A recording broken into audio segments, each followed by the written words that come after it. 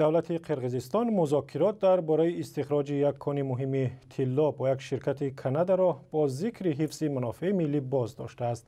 حکومت قرقیزستان روز 22 دکبر گفت که برای بیشتر کردن فایده از حساب استخراج کان طلای قومتار پیشنهاد میکند تا ساختار کارخانه مشترک قومتار عوض شود.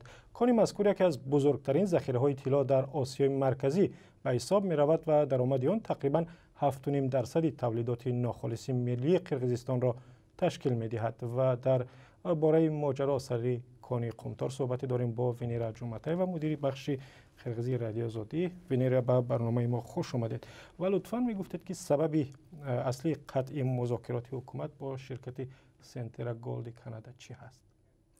Да, вчера кыргызское правительство объявило, что односторонне выходит из... بله، دیروز حکومت قرقیزستان اعلام کرد که یک طرفه از مذاکرات با شرکت کانادایی سنترا گولد خارج می شود. حکومت گفت سبب اصلی قرار مذکور به‌وسیله مذاکرات و عموما صورت نگرفتن مذاکرات از ماه فوریه امسال است. هیچ پیشرفتی صورت نگرفته است و طرف کانادا در این گفتگوها هیچ نرمیش و فعالیتی نشان نمی‌دهد. قومتار دومین کارخانه بزرگ استخراج طلا در آسیای مرکزی و بزرگترین در قرقیزستان است و در تقریباً 20 سال اخیر به یک موضوع جنجال و کشمکش‌های سیاسی تبدیل شده است. طی 3 سال اخیر حکومت و پارلمان می‌خواهند که درآمد قرقیزستان از حساب استخراج کان زیادتر شود، چون که حالا قرقیزستان تقریباً 33% سهمیه‌های قومتار را در دست دارد و 67% سهمیه‌ها در اختیار شرکت کانادا است. اما در اول دیگر بود و سال به سال چندین سازشنامه نو امضا شد و سهم قرقیزستان را هم کمتر کردند. از بس که در زمان عسکر اوقایف و قرمانبک باقیف هر دو حکومت به فساد آلوده بودند، حالا حل تمام این مشکلات برای حکومت قرقیزستان مشکل شده است. حکومت نسبت به شرکت سنترا گولد اراده زیاد دارد، هم از جهت اقتصادی، فنی و محیط زیستی. Нынешнему кыргызскому правительству там очень много претензий со стороны властей Кыргызстана, как экономических, технических, так и экологических. شرکت سنترا گولد کانادا درباره قطع مذاکرات چیزی گفته است؟ واکنش از آن طرف است؟ Пока с канадской стороны официальной реакции не было. تاکنون از طرف کانادا یگان واکنش رسمی نشده است، ولی به فکر من آنها به چنین وضع یا بنبست عادت کردند.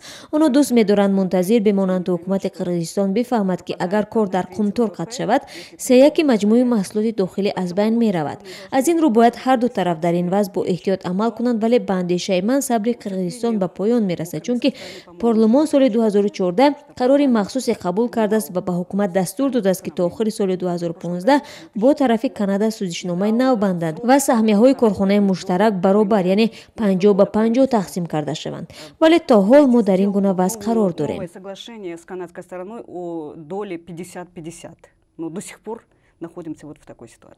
خب و طوری معلوم سالهای طولانی است که ماجرا بر سر قومتار در قرقیزستان ادامه دارد. سبب چیست که بحث‌ها تمام نمی‌شوند، راهی حل پیدا نمی‌شود؟ Как я уже вначале сказала, споры, баталии не только политические, экономические, экологические. آنگونه که من در اول صحبت گفتم، بحث و کشمکش ها در مسائل اقتصادی و سیاسی و محیط زیستی از همان اول، یعنی از سال 1992 ادامه دارند. در آن سال در عهد ریاست جمهوری اسکر اوقایف رئیس جمهوری پیشین حتی پارلمان قرقیزستان را بنابر ماجرا بر سر کان قومتار پراکنده کردند. از همان اول ضمن مذاکرات درباره سازشنامه با معاملات غیرقانونی و رشوه و فساد راه دادند.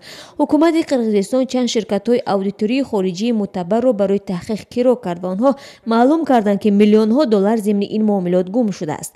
از این رو هر جا که فساد و رشوه‌خوری است، بحث و کشمکش از بین نمی‌رود.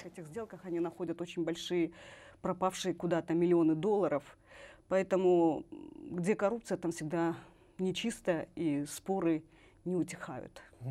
تشکر. ونیرا جومتای و مدیر بخش قرقیزی رادیو آزادی با ما صحبت می‌کرد. تشکر ونیرا. Спасибо вам.